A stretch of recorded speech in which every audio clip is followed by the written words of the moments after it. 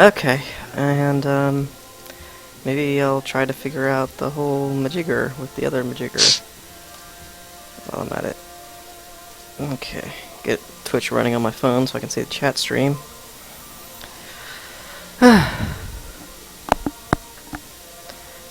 Yeah, I don't know. In at least one of the podcasts in Podcast Unlocked, which I listened to, they were mentioning Alien Isolation a lot. Okay. They were super excited about that. Unfortunately, Twitch has stopped. Thank you, Twitch app. Why don't you start? I see your game. Good. That's a good thing. And I just heard your voice echoing, so I decided to mute you. That makes sense. And I'm currently offline, according to Twitch. Berber Cavalry. What do you need? You need... Oh, you're probably just cavalry. Okay. Kabesh... Or Casbah, sorry. It's like a fort built on desert tiles. Okay, cool. Da-ba-da-da, da-ba-da-da, da-ba-da-da. That's right. Okay. It's all coming back to me. It's all coming back to me now. I'm sorry, I don't know that song, but yes, Yeah, exactly that's early 90s. that. Nope. Then that's where you lost me. God, am I that much older than you? Nope, not at all, actually. Oh, okay. I'm just out of the music scene in a lot of Oh, ways. okay. I'm super into music, just not any music that anyone else likes. Well, I didn't like that music. It was just it always played on the radio station. Well, as soon as you said radio, that's where you lost me. Why would you listen to the radio? They don't play any of the things that I like. There's Anton. Add to group call. Bah! Oh god. You had to bring up the Skype to bring Anton in. Everything is wrong. I guess this guy's just gonna kinda hang out here. Oh man, they've got a siege tower. So we decided concerned. against the horror idea, just because it's very narrative and attention dependent. Yep, that's not a problem. I was gonna play Slender. Oh, okay, yeah. Oh, that actually would have been... Just because that would be fairly, it's half the game is random anyways, so if you die, it's not that big of a deal. That actually makes a lot more sense. Maybe next time? Yeah. I guess now? I just need to, doing it from my Mac is okay, but doing it from a console requires a bit more of you hear me now? No. Is the video janky? Yes. Okay. What can I fix? Mm-hmm. Well, I mean, with the console, definitely, if you need help, testing it out to see if, Skype works on it or whatever. Yeah, that's mostly because I need the Twitch stream to have both my, all of the audio from the conversation on Skype to be streamed, and that's the thing, right? Piping the combined audio, not just my voice, but the combined audio from Skype through the Twitch stream. That's the thing that I need to iron out. Yeah. I've done it before. I've got it so that my voice and the game audio is all coming through the same thing, but I have never done it with Skype running. So. Mm-hmm. On the console? Yes. Oh. I did stream. I streamed an Xbox 360. No, I think it was PS3 game once. Oh, yeah, I remember that. It was, Vanquish. that's the one, yeah. It's just now I've got a better internet speed, so Nice. my upload is nicer, and so the video will be smoother. That was the main issue Okay. last time. Now, the only problem with doing it that way, though, is you would be able to record Wouldn't be able to record. for the press pass. Oh. Audacity? I could potentially do it. It would just, yeah.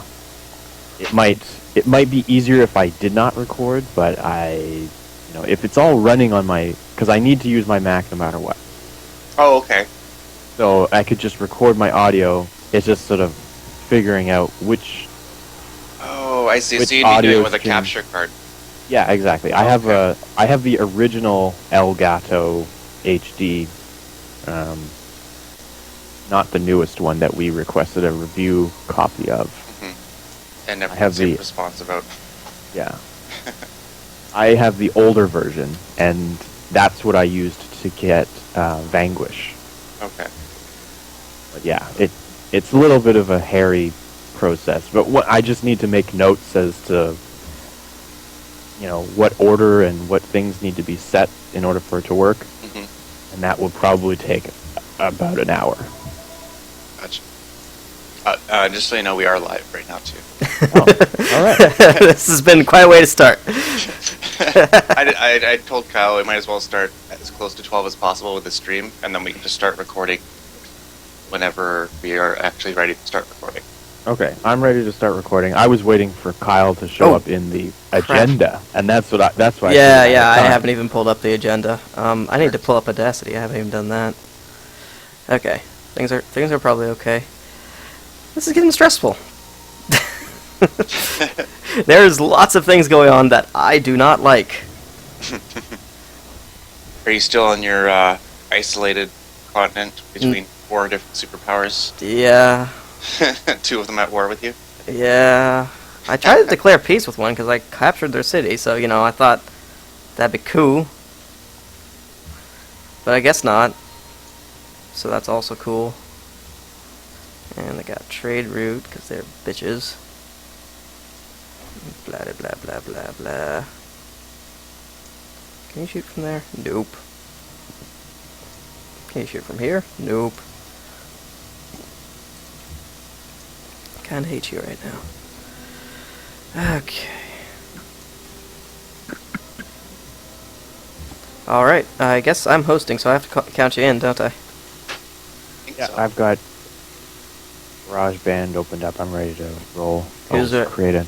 Kyle, before you start recording, can you check your settings on Audacity? Sure. Preferences for recording. Yeah, what are we looking at? Your latency. Latency. Where do I find that? So This is- edit preferences recording. Edit This is preferences. 48, right? 48. Latency. No, Record. no. Oh, recording. Derp. Latency. I'm seeing negative 130. Can you change that to negative 100? Negative 100. Bada bing, bada boom. Thank you very much. Anton, do you have a latency correction as well? GarageBand? GarageBand. Let me just hold on a second. So this is episode 47 or 48? This is episode 48. Okay. So once I create the project, then I should be able to mess with the. Okay.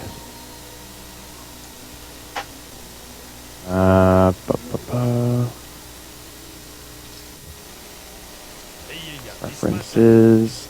No one wants to have peace with me. No one. Take one city, I tell ya. It's not my fault they declared war on me. Want the record to show. I don't see anything about latency. Oh, buffering. Buffering. Audio to buffer.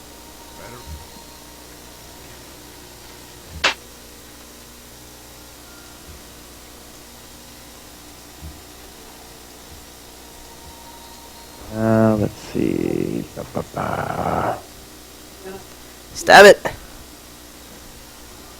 Stab it with your mighty spears. Ugh. I'm positioning my artillery to take my city back at some point. That's what I'm coming down to.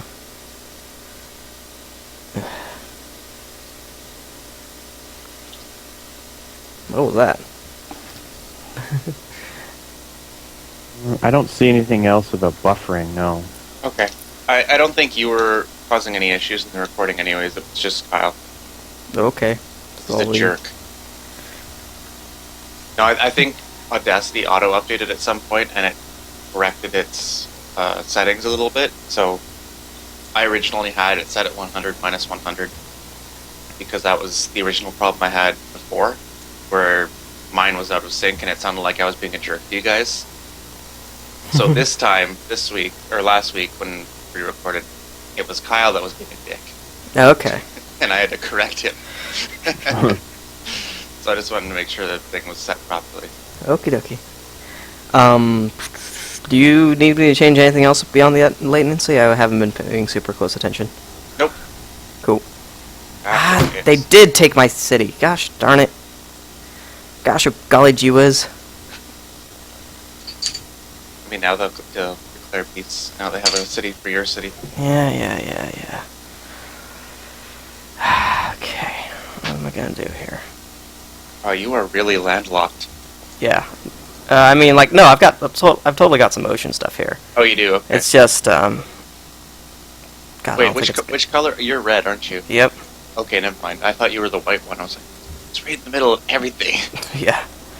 No, this is definitely a scary game. Okay. I'll give it that much.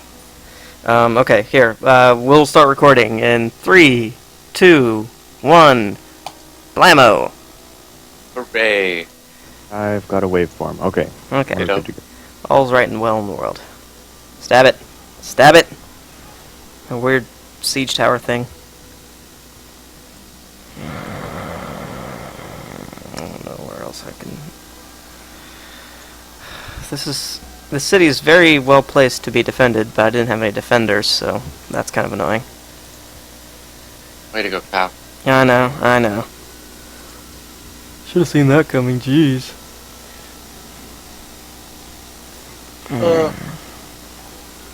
I can theoretically take the city back kind of easily if I use my catapult. And I can't fling stuff at me for 2 turns, so that's kind of nice. I think Civ 5 is the first Civ where I actually used siege weapons. They're actually useful. They're very handy. So, just so I'm clear, have you read through the agenda, Kyle? Yeah, I flipped through it. Okay, so I don't need to summarize each and every story to the utmost detail. No, not as such. I think Okay. well, there's a couple of stories where I definitely could probably stand to know more, but most of the stories I think I can roll with it. Okay. It'll be fun. I'll try and summarize as best I can, but I'm not Sean. Sean summarizes very well. Yeah, I'm just like, yeah, there was this thing that happened. What do you think? This is probably something you're interested in, right? Everyone knows about that. Yeah. Okay, I can take the city back. I know I can.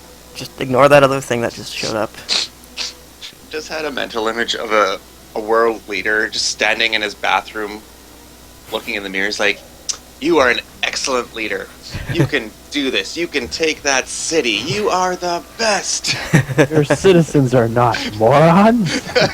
They're enlightened individuals in need of a little bit of guidance. Ah, city is back. It is at a population of 1. All right. Hey, and people are happy again because most of them are dead. I was unhappy, but then the Marauders came and killed Bill, that bastard. Now I'm having a better time in this city. Precisely. Resources have been reallocated. All's well. Okay. I really need to stop this war before it really continues. But I don't know how to do that. Unless people are not being stupid and angry. Offer them pie. Yes! Oh my god, we should totally, like, exchange embassies, make peace. Yes! Oh, these are all good things. Time has come to put down our arms. You bet it has. It's super time to not fight anymore. It's super weird hearing that come through while I'm watching the stream because obviously you're like 3 seconds ahead of the stream, so it's like you're talking and you're predicting the future. I know.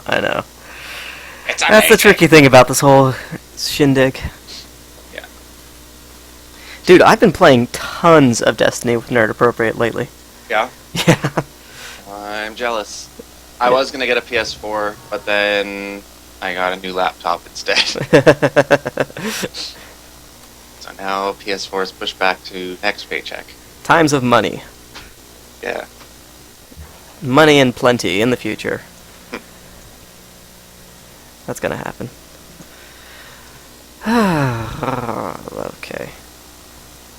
I guess now it's just rebuilding time. That was weird. I just now got the notification via email that you went live. Yeah, I might have just gotten it recently too. On my phone. Okay, I want you to build a road, so you need to move up there. What, they destroy everything in the city? That could be just the extra traffic on Wi-Fi or the internet in general, slowing down the reception of emails on your phone. No, Yes. like even my Gmail, it just came Oh, I just see. now. Okay. Yeah. It's fine. No big deal. Yeah. No big deal. I just got the notification about Twitch on my phone right Aha! Playing Destiny with 3 players. I'm not playing Destiny. I tried to update that. Why won't you listen to me? I think it's updated. It's just you need to refresh the whole page for it to appear if you've been here the whole time. Okay. Well, I've got chat only up and running, so hopefully I'll be able to see the peoples and stuffs. And it's just me, you, and Anton. Someone say something on the chat room so I can know it's working. Okay. I mean, please. I'm refreshing the page. Oh fuck! I gotta log in. Oops, excuse me. Good thing we're not Is it- recording yet. Yeah, well, I mean, we are recording, but, you know, Or not recording, show. recording. Yeah. The other kind of recording. Singapore has a citadel? Oh, fort.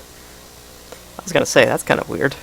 I just said something in the chat, so Oh, moo! yes. Moo indeed. And I refreshed the page, and it still says Destiny. Yeah, I didn't change anything. I assumed it would pick it up. It picks it up on the Xbox. I don't know what the deal is.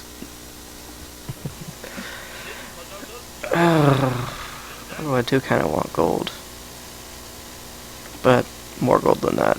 I need like 15. Yo. Nope. Try 10. I hate you. You fill me with hate. 8. Okay, I just went in and changed it again. So I'll refresh it in a second here and see if it changes. I'm going to get more than you offered me. I don't care. Fine. 6 gold per turn. you sure told him. I did need money. I'm in the positive now, look. You'll see that in a second. I have an ad.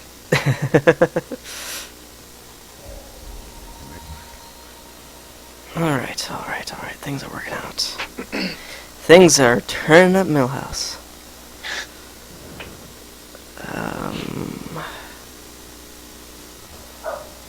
It says there's 5 people watching, but I only see 4 in the chat.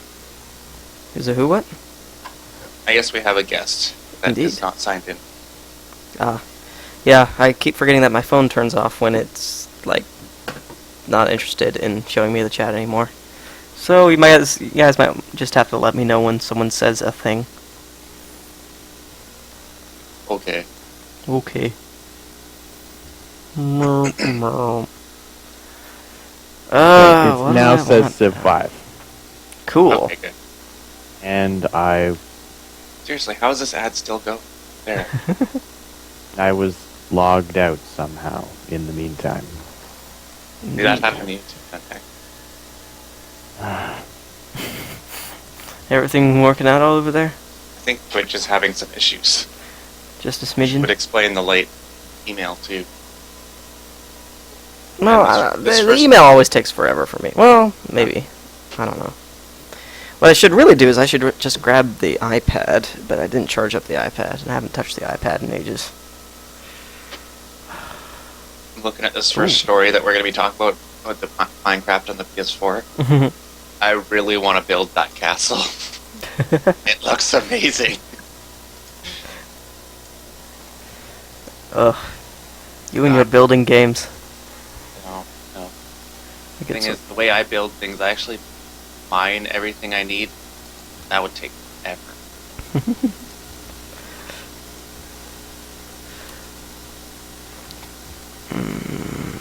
Hey, now that I'm watched the FIFA ad a total of 5 times. 5 times.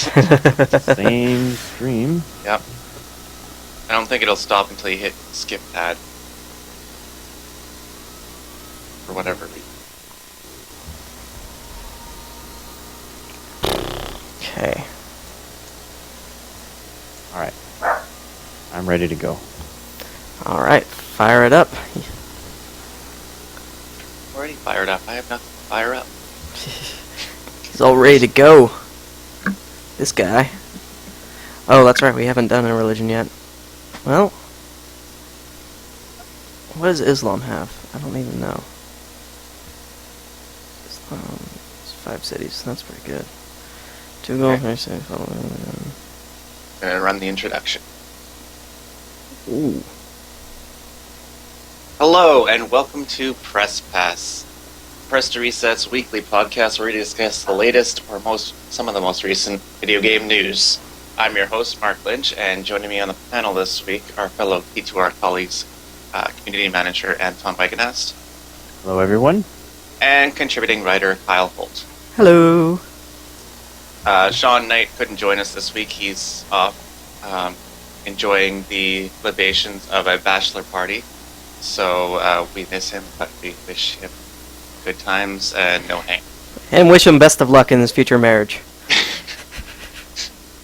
Well. Anyway.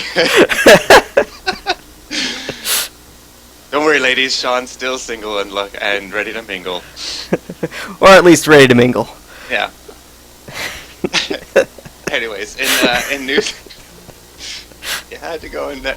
Right. Yep. It was inevitable. Fate told me to do it, Sean. This is what you get, Sean. So, in Minecraft news this week, we have a couple of stories, and we're going to start off with what we were talking about the other week, where Microsoft picked up Minecraft as a company. Despite that, it's still releasing the physical copy of Minecraft on the PS4 before the Xbox One.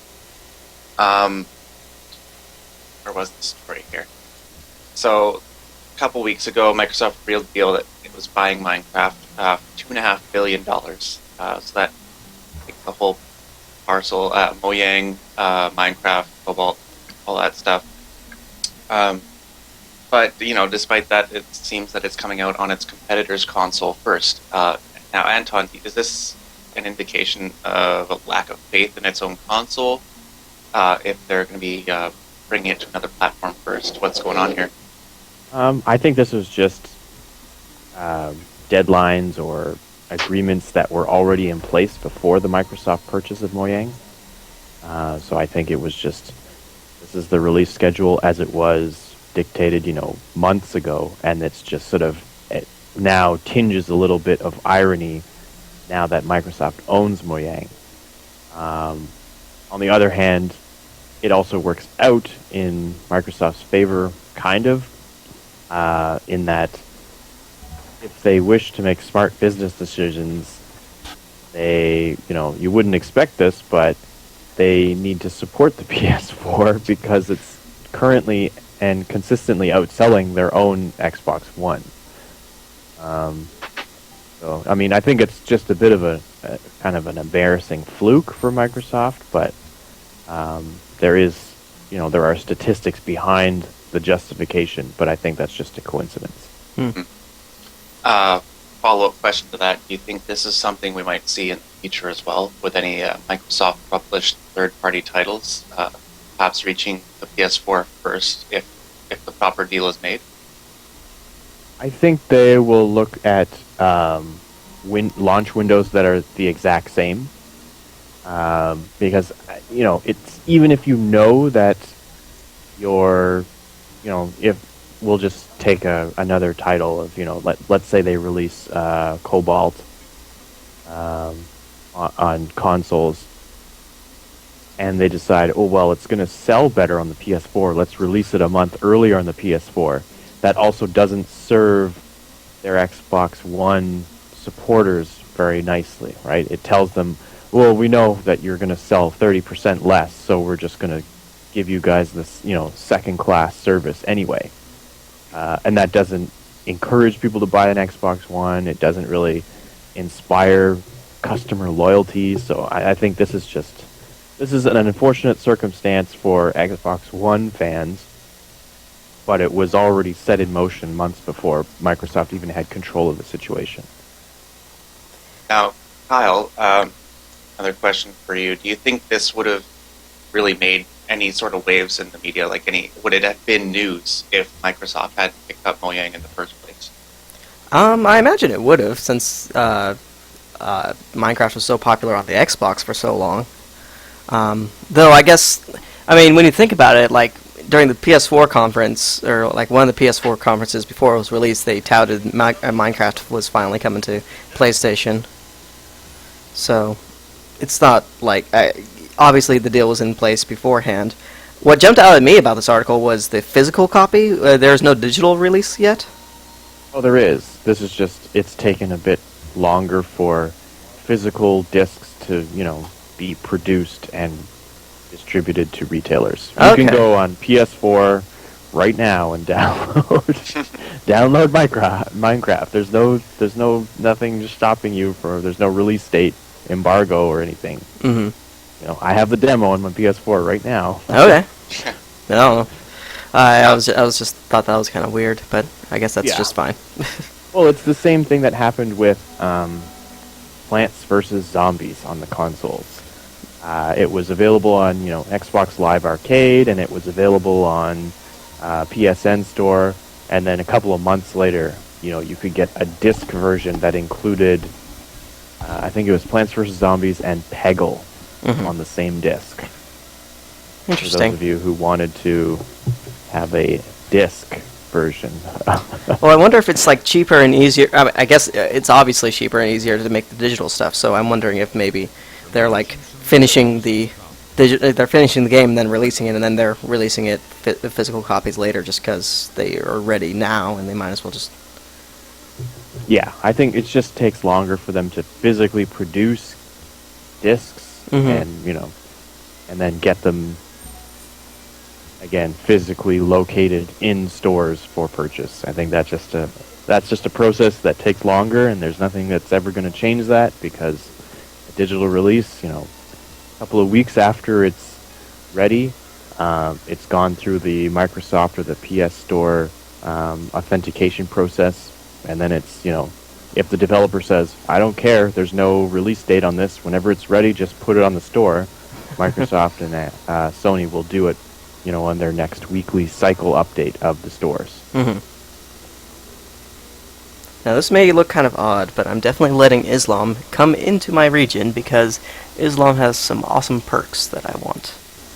Like this one right here, which is Reformation. It's a Reformation belief. May build universities, public schools, and research labs with faith. And that will be amazing later on.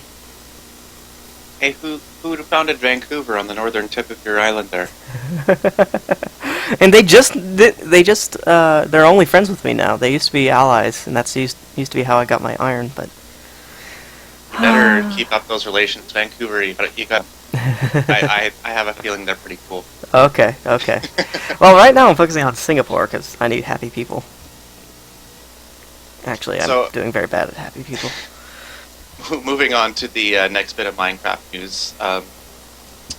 It turns out there was a developer, the mother of kids, who decided that Minecraft was a bit too much for her kids, like a little bit too violent, and really her kids were waking up with nightmares about.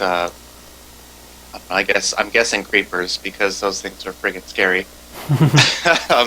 But rather than just say, okay, you can't play Minecraft anymore, she decided to get her team together and design her own game.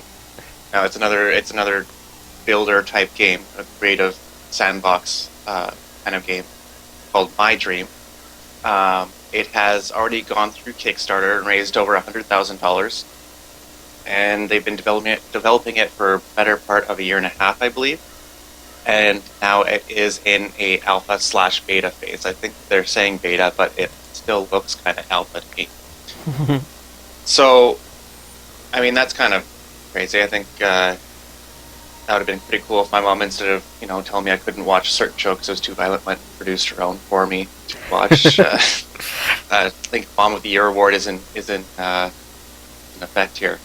But is Minecraft really too violent for children? Do either of you think so? I mean, it could be too violent for some children. It's not like a binary. And if this woman felt like she wanted to make something nicer, then more power to her, I guess.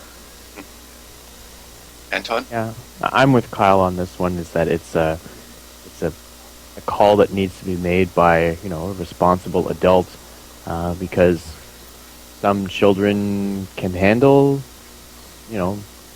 small levels or acceptable levels of violence, and others obviously cannot withstand any kind of exposure to violence or any kind of similar themes at all. And I think we're seeing a case of that here, because I would not, if you were to say, list 5 games that are way too violent for kids yet are probably marketed towards them, Minecraft would not even register on my radar as too violent. And really, I read the article on VentureBeat, and it said that her statement said that her kids were getting scared, or she was a bit appalled by the violence when her children started murdering villagers. And I'd like to point out that is a player-driven activity, right? Mm-hmm. No game mechanic said you need to kill 50 villagers before you can build a sword, or before you can complete your house. Achievement unlocked. Yeah, achievement unlocked. Village massacre.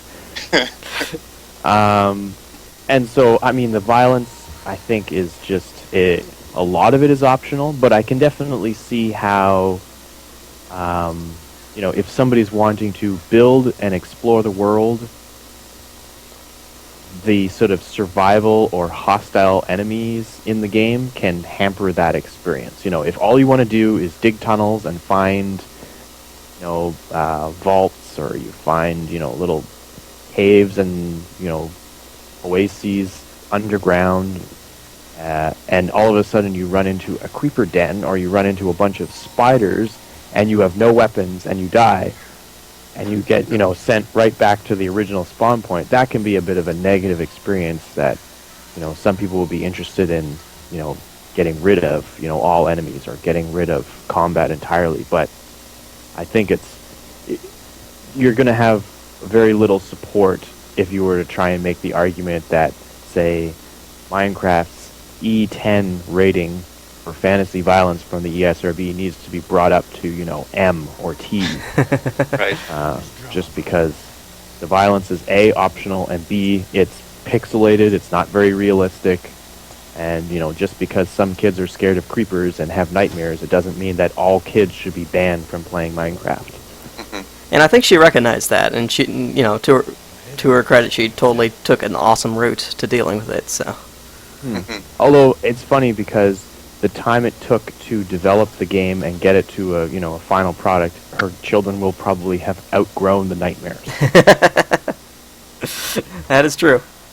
Yeah, but they'll still have the bragging rights at school to say, my mom made a video game for me. What has yours done for you? Yeah.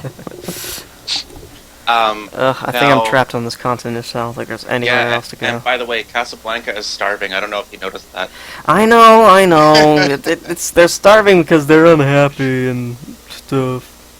But they're just too depressed to go out to the fields to till their wheat. I guess so. I need to buy them a lighthouse. Actually, I just basically bought Singapore, so now they're happy. So I don't have to listen to them anymore. That's not exactly a point A to point B connection that I make. My city is depressed. I'm going to buy them a lighthouse. Well, okay. I just bought Singapore. If I build them a lighthouse, then they won't starve because they'll have extra food from fish. And if I buy Singapore, then they'll be happier, and so they won't have the food penalty, which is annoying as hell. Okay. Game mechanics. Yes. Getting back to the story about my dream. One other thing that the mother mentioned, and I think this might be more contributing to her wanting to move away from Minecraft as a title is the online play. It's typical in most public Minecraft servers that you're going to have griefers that come and destroy anything you build after you work, all day on it or whatever, or come in and PvP kill you. And I think that's something she wanted to get away from as well. So basically, what they've done with My Dream is they've created isolated pockets where survival mode is turned on, whereas everywhere else is just creative. And I think what the main theme around My Dream is you build kind of modulated worlds that also include, say, quests or just somewhere to walk around and admire someone's handiwork. But once you've built it, people can't come in and destroy it. Do you think that's something that Minecraft or Microsoft should look into for Minecraft? Maybe. Maybe sort of like an easy mode or just a friendly mode. Now, to be clear, you can turn off the monster side of survival aspect. Okay, then I don't see what the issue is here. Oh, you mean with the online stuff? Yeah, never mind. I mean... Yeah, I would think that adding a couple of server options as you create a world. I mean, if you are creating a new world and you say, okay, I don't want to have any PvP, and I don't want to have any, and I don't want to have anyone who's, if they don't know me, they're not allowed into the server. They have to know password, or they have to be on my friends list, or some kind of filter to keep sort of random reefers from showing up, blowing up or dismantling your creations and then just logging out and laughing. It seems like that kind of infrastructure would be fairly easy to implement, and some of it already exists. Just like the no survival or get rid of all the monsters tick boxes. And if you decide later that I'd like to turn on PvP. Maybe you could have administrator permissions that allow you to just turn it on globally for that server. So I think the justification of creating a new game is there, but whether it couldn't be also done in Minecraft fairly easily is also there. So while we're on the topic of created user creation type of games, Project Spark is actually exiting beta on the 7th, which I believe is one day after this podcast will go live. Now, I haven't really heard much from Project Spark in the last 6 months to a year or so. Wait, it's releasing beta? It's releasing full release. Okay. Yeah, sorry, because it's been in an extended beta phase. Okay, yeah. I was gonna say, I thought I played the beta. I was gonna say, Kyle, so you've played the beta. Yeah. That was what, 6 to 8 months ago? Yeah, that's probably about right. Have you touched it since? Absolutely not, but I also don't play Minecraft, so I'm not really the person to ask about it. Well, you are. I am the guy who wrote the preview and everything, but literally, okay, you gotta understand, the preview was me poking at it. I'm like, okay, that did a thing. Okay, and I can do anything I want. Okay, what I really want to do is call up a friend and have him come over and play it for me, and that's actually what I did because he's more into that kind of thing than I am. Actually, that is an option. I remember one time where Richard, used to be our news editor and co-owner, he had a Wii game to review, and I think it was some version of Wii Fit, but not Wii Fit. So instead of reviewing it himself, he owns a bed and breakfast, and he had his servers come over and play the game, and he just sat back and did his critique thing. I was like, and how did this make you feel? So outsourcing for reviews, it is a thing. Yes. Okay, but the kind of point I was trying to get to is from the news I've been reading and Twitter and all that. Project Spark hasn't really been in the forefront. It's been kind of hidden, almost forgotten about. It's been in development for, I don't know, 4 years, was it? Probably. I actually have no idea. Okay. But It hasn't sparked anyone's interest? it doesn't seem to have, and it's been such an extended beta phase that you would think that there'd be more talk about it. But so where do you see this going once it hits release date? Nowhere. They have Microsoft has Minecraft. They don't need Project Spark anymore. Well, Yeah, I think that Project Spark is going to be, a flash in the pan type game that it will have its, every game seems to, no matter how bad a game is or how good a game is or how many other games similar to it, there always seems to be a hardcore fan or, fan base for any given game.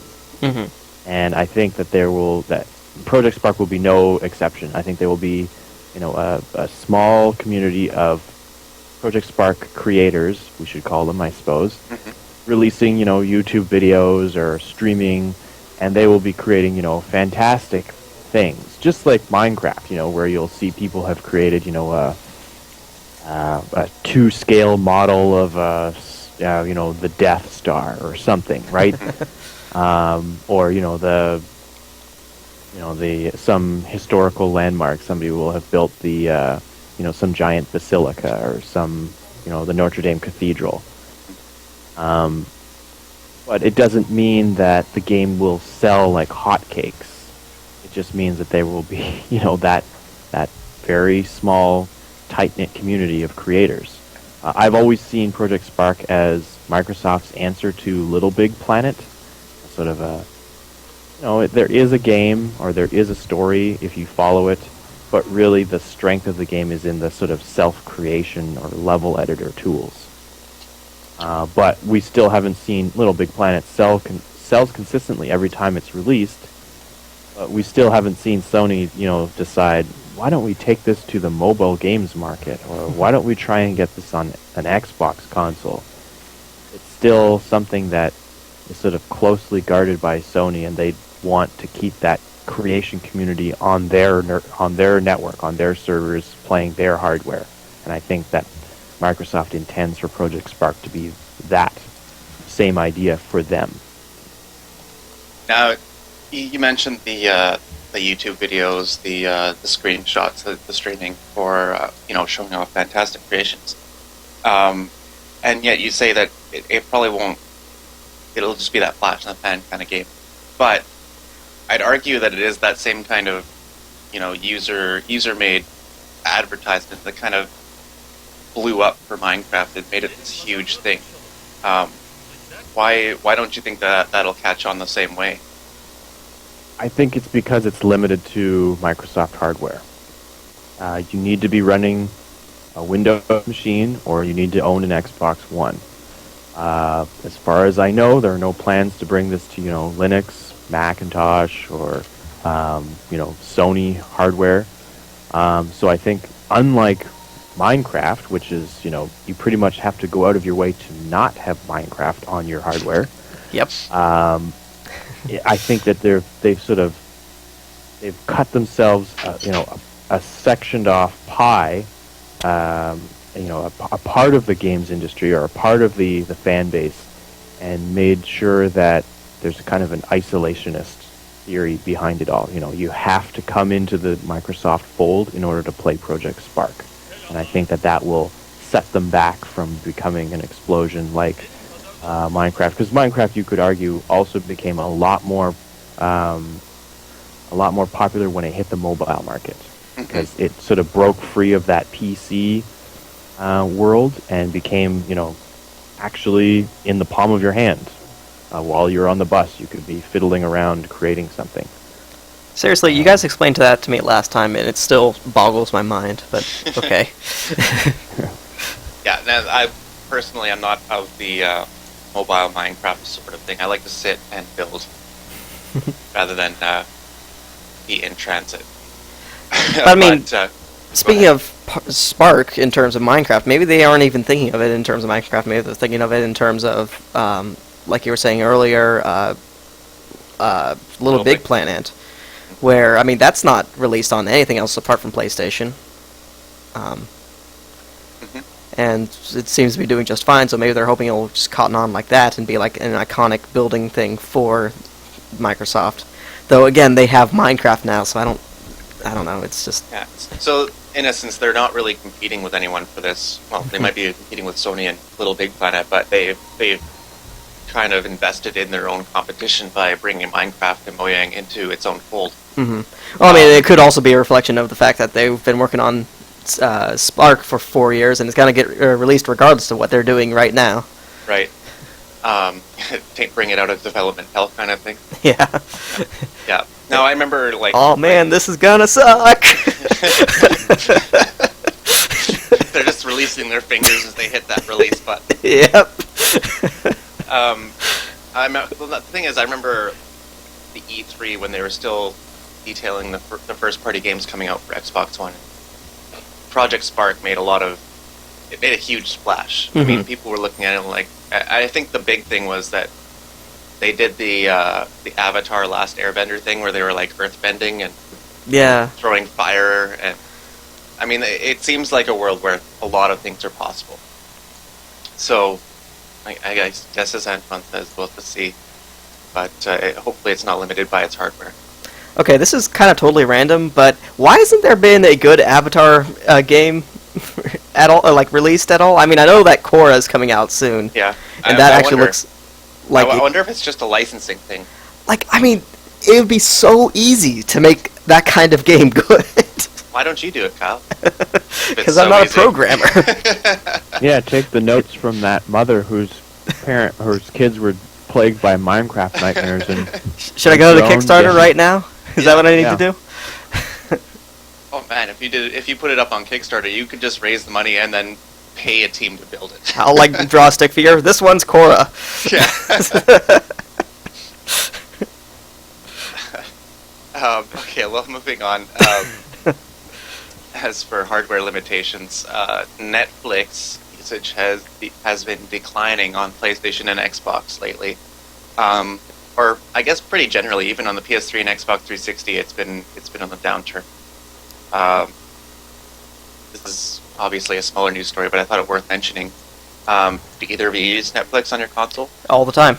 I don't even have TV. Yeah, I'm in the same boat. Okay. I don't use cable. I Yep. use Netflix almost exclusively. And you use it on your PS4/Xbox One? Yes. Yeah. Quick 'Cause I'm question. a PC. Go for it. It's been declining for how long? I don't think it says explicitly how long it's been on the decline, but... Well, it's been on decline since, what, last week? Yeah, I think it's. It's based on a study from research firm GfK. Okay. So Yeah, I'm assuming that there's some... I think it's a year-long study based on usage numbers. Okay.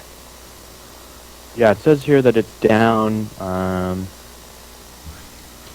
think it's down 10% from 2011, and it's down 5% from last year. No, sorry. Down 5% last year, down 20% since 2011. Now, it's still worth pointing out that video game consoles are kind of the top for percentage of use. They're still at 43% as compared with other, say, smartphones, tablets, PC, whatever. But it is going down. So, can you imagine any reasons for that? Oh yeah, I actually saw this recently because for a while I was considering getting my parents an Xbox One just because Netflix and Skype and such like that.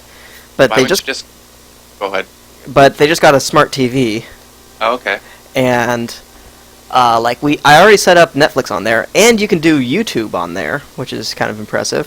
Nice. I think there's a Skype program. I was going to pick them up a webcam for Christmas, so hopefully they aren't listening. So yeah, basically, I mean, the TV can cover everything now. It's kind of weird. Interesting. I was gonna say, why don't you just get them a laptop?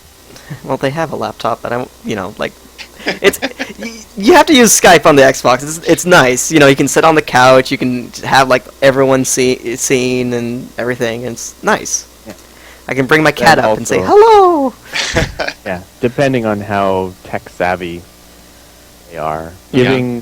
giving relatives technical devices or technology can be, digging your own grave, because you will get those tech support calls that says there's a gentleman who's offering to divert funds from his African bank account into mine.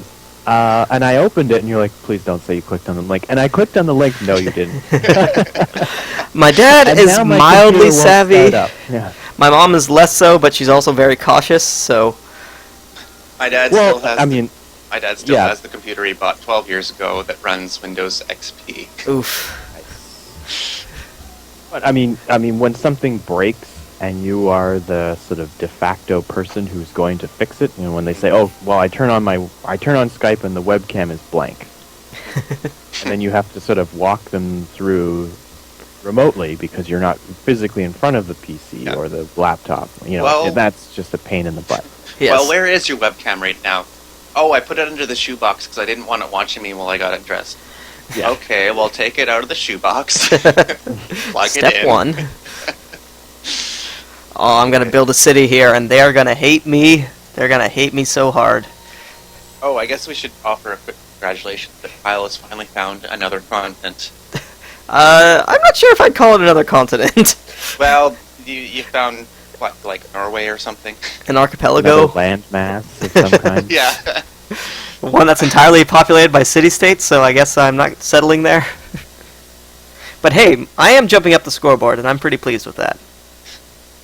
Yeah, I'm sure your citizens in Casablanca are less pleased about it, but Actually, everyone's happy. 17 happiness. Bam! And Casablanca is growing with an L. R. Gosh darn it. it's glowing. Shh! Shut up, I'm running a city here. Civilization, whatever. I was going to say multiple cities. So this the last news item we have in this very casual press pass episode is that there's a Tetris movie in the works. This is not a joke. It has been a joke many times in the past, no use. but the video game Tetris, arguably one of the most important video games in history, is finally getting a video game movie adaptation. I'm not sure how it's going to work, but do you guys have any ideas? No. I'll believe it when I see it. Until there's actually, movie screens airing Tetris, I will never believe anything about a movie. Because, I mean, it's not uncommon for production houses or production companies to option the rights to make a movie, right? I believe that there's been a Spy Hunter movie in the works for years. Well, I think they just picked up the license to make. Yeah, never they picked up the actually- license, right? Yeah. And it means that, could you say that there are plans to make a Spy Hunter movie? Technically, yeah, because, you wouldn't really grab the rights if you had no intention whatsoever. But it doesn't mean that, Well, unless you can think you can there's sell the a rights for cast hire ready later. to go. Yeah. And there have been a couple of other films that just sort of came out of nowhere. I think there was a Need for Speed movie last year. They literally played the game in that movie. Really? Yeah. I didn't know that. Yeah. And it's just kind of, there's never been a very high caliber video game movie adaptation.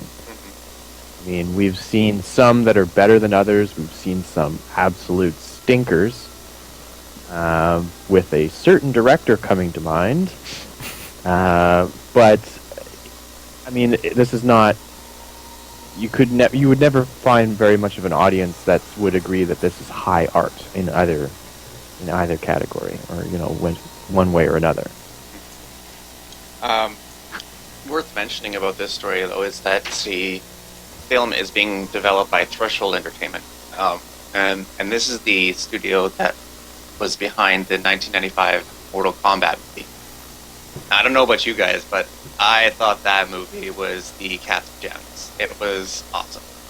Did you Granted, did you that think was that also- then or now? That is the question. I would still watch that, absolutely. I mean, I'll probably laugh at it a bit more this time around, but I thought it was awesome when I was 10 years old. Okay. And I mean, there's some sort of just interest. People will probably go to the Tetris movie and watch it if it releases, just out of curiosity. The same people that went to the Battleship movie, right? And they were wondering, how do they make a film out of Battleship? Well, I mean, And then they- technically, Battleship is like an actual thing. I mean, like battleships Yeah. exist.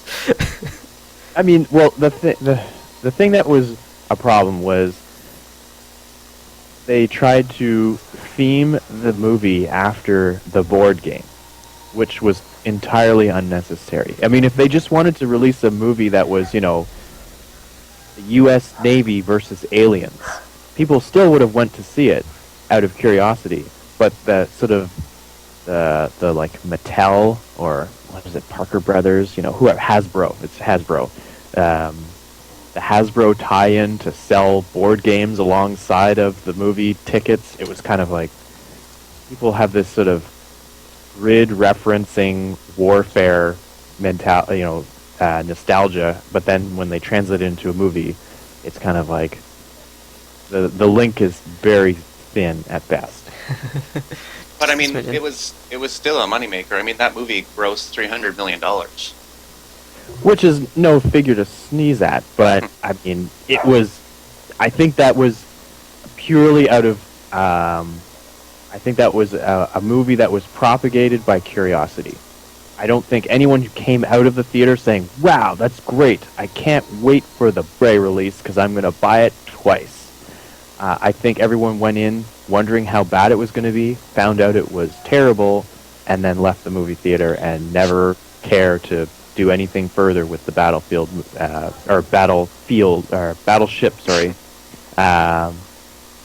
franchise. Yeah. Yeah, The but I mean, sequel- was the people who made it like shooting for a cultural phenomenon, or were they they just were- trying to crank out a movie? Yeah, I think they were aiming for maybe the Sharknado crowd. The people who were, no matter how bad the movie is, the spectacle of it is what brings them into the fold. Right. Well, maybe that's They the goal just with wanna, Tetris. like, Maybe it's trying to be see- snakes on a plane.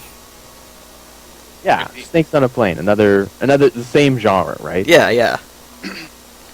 Yeah. Threshold chairman Larry Kasanoff actually said a bit about it. Everyone knows that this is him speaking his quotes. Everyone knows that Tetris is one of the best known, most beloved brands in the world. What everyone doesn't know yet is this epic sci-fi story that we're going to tell. That's what's really exciting. Okay. And he goes on, he says, this isn't a movie with a bunch of lines running around the page. We're not giving feet to the geometric shapes. What you will see in Tetris is the teeny tip of an iceberg that has intergalactic significance. So clearly they had to bring aliens into the mix to actually make it any sort of story. Wow. I'm guessing it's going to have some sort of Russian background.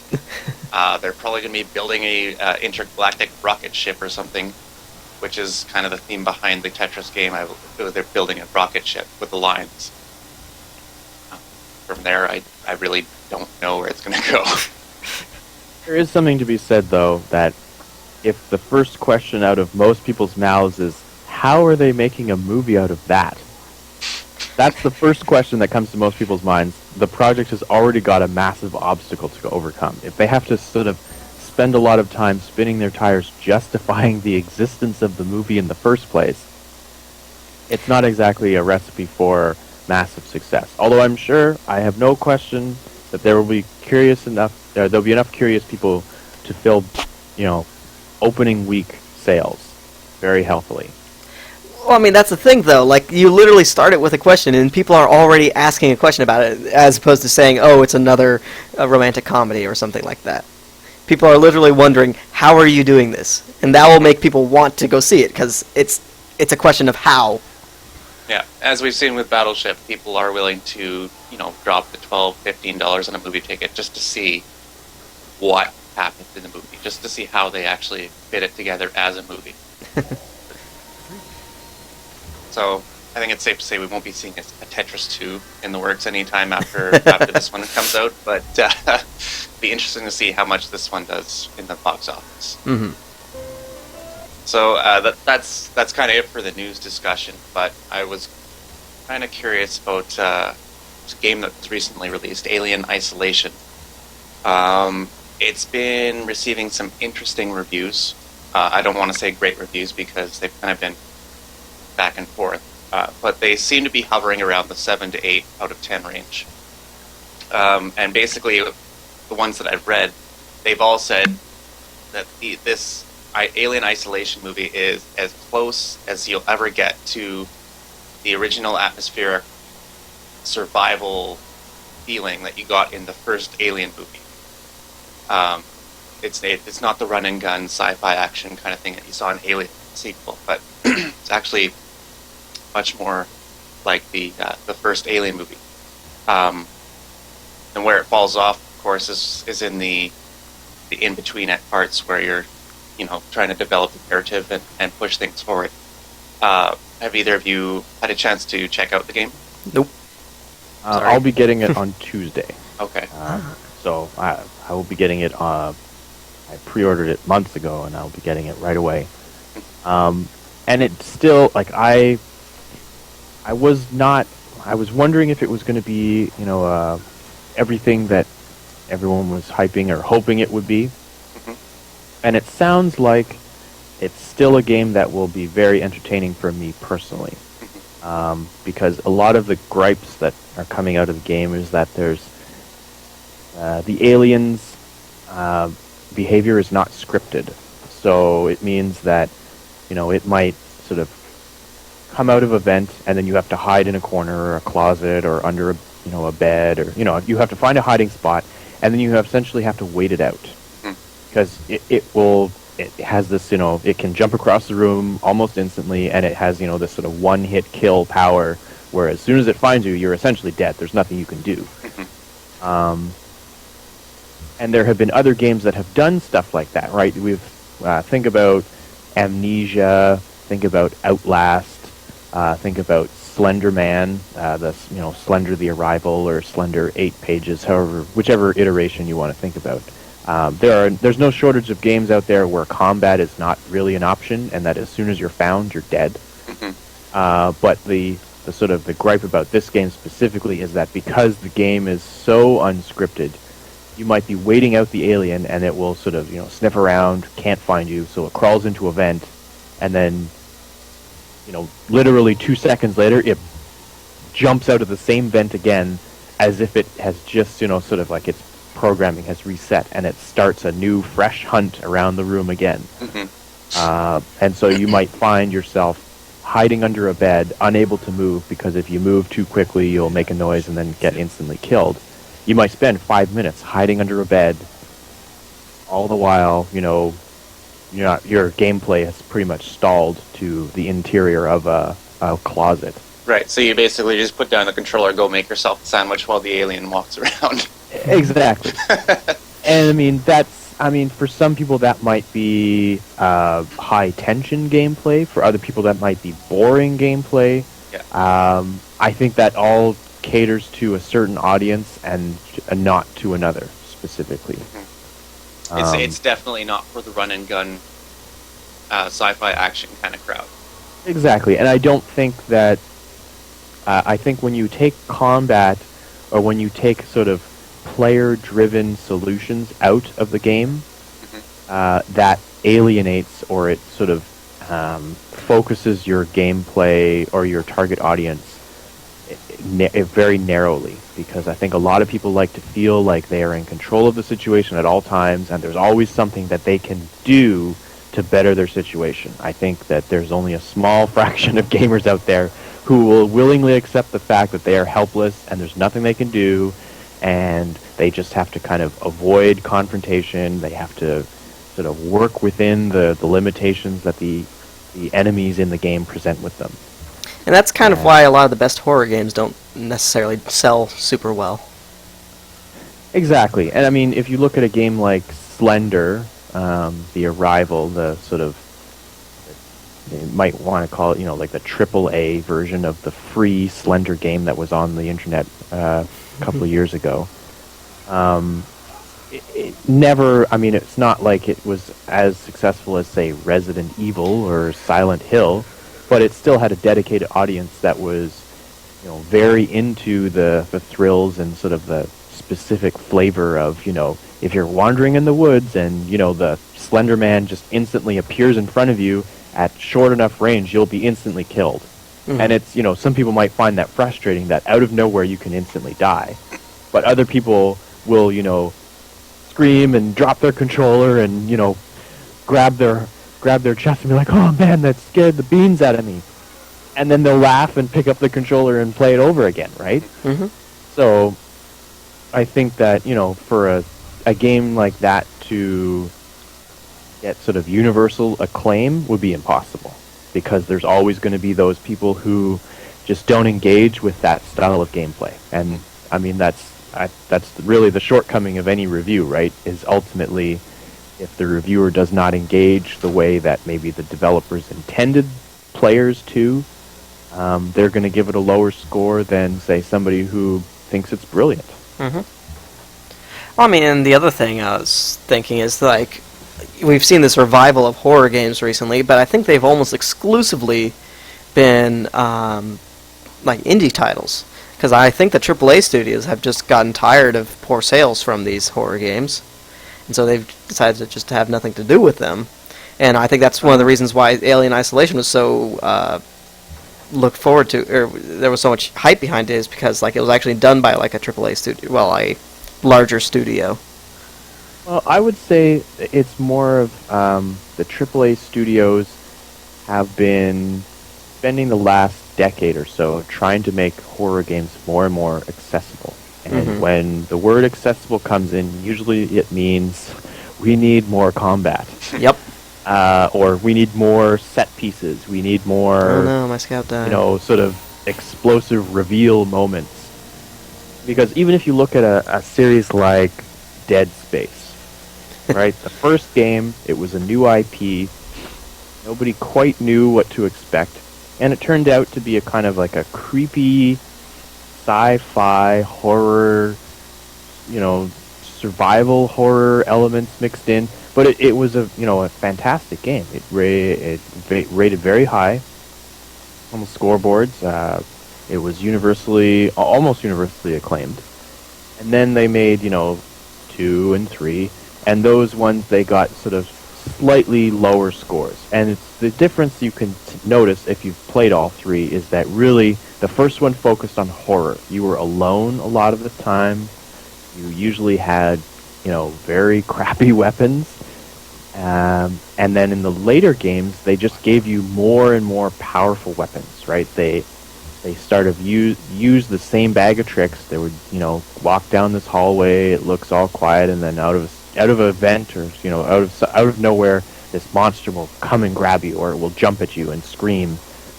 And if you played all 3 in a row, by the end of the third game, you would practically see the scare moments before they come, because you would feel that kind of like, okay, there's a dead body on the floor. The music has lowered in volume so that there's, a bit of a negative space in the sort of soundscape, which is, perfect setup for a loud, obnoxious scream and, the appearance of a monster.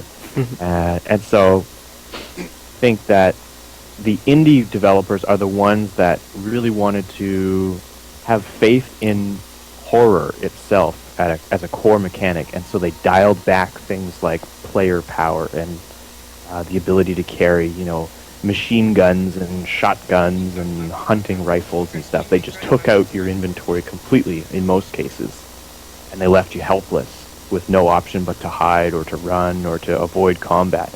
And I think that those are the smaller projects that are, in the forefront of horror right now, just because they had faith in the fact that if they made a game and focused on being scary, that it would be scary.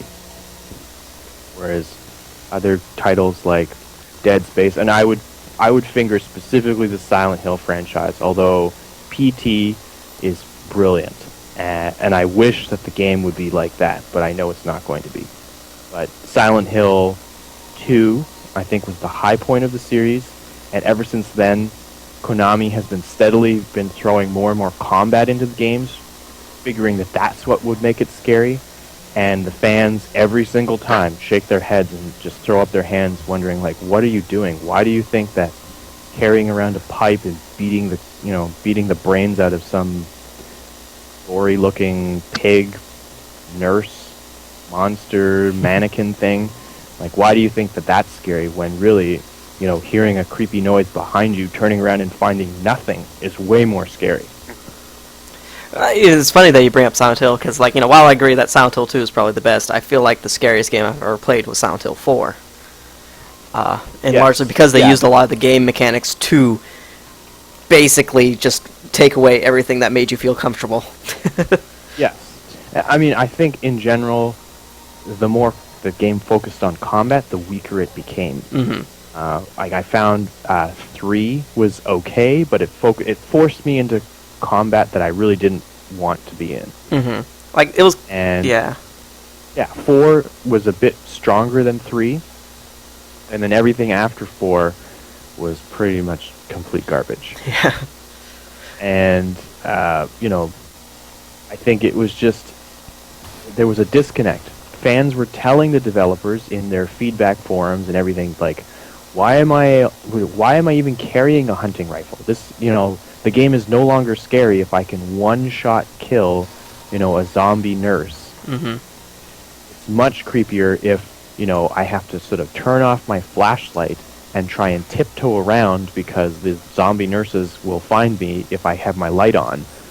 Or, I need to walk through, 3 or 4 of them, and if I bump into them, they'll instantly kill me. That's much more creepy than walking around with a shotgun and be like, oh, I only have 3 bullets. After I use those 3, then I've got to switch to the shotgun, which takes 2 shots instead of 1. And, it just seemed like the publishers didn't get what makes horror tick. They just figured, oh, we'll just throw a bunch of blood into the game, give players increasingly powerful weapons because Call of Duty's doing well, right? So why don't we just make Silent Hill more like Call of Duty, and then we'll have a Silent Hill game that sells like Call of Duty? No, wrong. That's totally wrong. Well, I mean, the other Silent question Hill, is it maybe them just trying to mix up the formula, and they don't know how else to mix up the formula apart from, adding other guns and such like that? Well, the thing that I found most frustrating is that after every single Silent Hill game, they always could go to their forums and listen to their fans. When their fans say, I feel way too powerful with all of these guns, or, I feel like I'm spending more time fighting things than I am solving puzzles. They were to just listen to that kind of stuff, rather than try and, look at what is selling well on the market and infuse those ideas into their Silent Hill design. Because, for example, we had recently, it was on PS Vita or PSP. I think it was Vita. There was Silent Hill Book of Memories, and it was a dungeon crawler. Yeah. It was a dungeon crawler, and it was With an inventory system and garbage. everything. Yeah, and it was there was no reason why it needed to be a Silent Hill game. And all the way up to the release of the game, there were all kinds of questions being asked, like, how is this a Silent Hill game? And the developer constantly was, spouting out answers like, it's in the universe, people will recognize things like the nurses, and perhaps even Pyramid Head will make will make his appearance. And the whole time you're thinking, this is not going to be scary because I'm going to be looking at this sort of Diablo isometric view, so I'm not going to be intimate with the action, but also I'm going to be swinging around like a lead pipe or a chainsaw or whatever and just killing, oodles of these enemies to level up and grind my character. It's the typical, it's the route that Nintendo usually takes, where they have a game, and in their mind, to make it more popular, they just skin it with one of their popular franchises. Exactly. And it's very frustrating to see sort of AAA. Well, it's frustrating to see AAA constantly trying to push the envelope by adding stuff that doesn't matter and going further and further away from, say, the series highlights or what made the original games successful and why people still like them more than the most recent versions. But it's also redeeming to see the indie developers saying no, or maybe they're taking the mentality of that woman whose kids had nightmares from Minecraft, and they're just taking the opposite approach. They're saying, this latest Silent Hill game is a piece of garbage. I'm going to make my own game, and it's going to be scary as hell. And they go and make, Outlast, or they go and make, Slender Man. And so it's refreshing to see the AAA publishers proven wrong at their own game, right? I mean, they're only proven wrong if they sell worse. Or, I mean, if those games sell better. But So- they could also, you could also say, like, okay, the last Silent Hill game sold, 300,000 copies, but it cost them, $2 million, whatever. I'm just throwing out numbers here. It cost them millions, whereas, Slender, The Arrival, it cost them, $15,000, and they sold 100,000. The ratio of investment to return is far greater. That's One would true. hope, at least. That's true. Just one more tidbit of knowledge before we close out the show here. Oh, we're getting knowledge if- tidbits? Oh yes, because Anton mentioned Dead Space, and I remembered this from when I was in Ontario working at BlackBerry. If you need to get your Dead Space fixed, but all you have for technology is a BlackBerry playbook, there is a game there for you. There is Dead Space for the BlackBerry playbook. It's All right. It's six levels in the Dead Nice. Space universe, and it's like you get from point A to point B, and you're Isaac, and you have your plasma cutter and the core extractor and all 3 other weapons or something. You get from one side to the other. It's a survival mission, but Nice. it's there on the playbook. But thanks for joining us this week. Press Pass is an extension of PressToReset.com. We're trying to do this live on our Twitch channel every week, Sunday at 12 p.m. TST, 3 p.m. EST. Our Twitch page is twitch.tv/PressToReset. If you wanted to get a hold of any of us, you can find us on Twitter. Kyle is at Keilhal, Keilhal. Anton is at Virus60, that's 60 spelled out.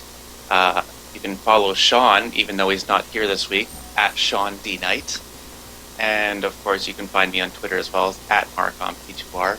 My name is spelled with a C, not a K.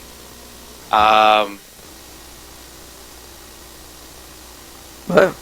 Oh, sorry, lost my train of thought there. Okay, good. I'll just cut that out.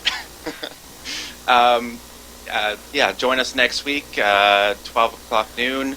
Find us, subscribe to us on iTunes, that kind of stuff, and we'll see you next week. Bye. That Skype message totally threw me off.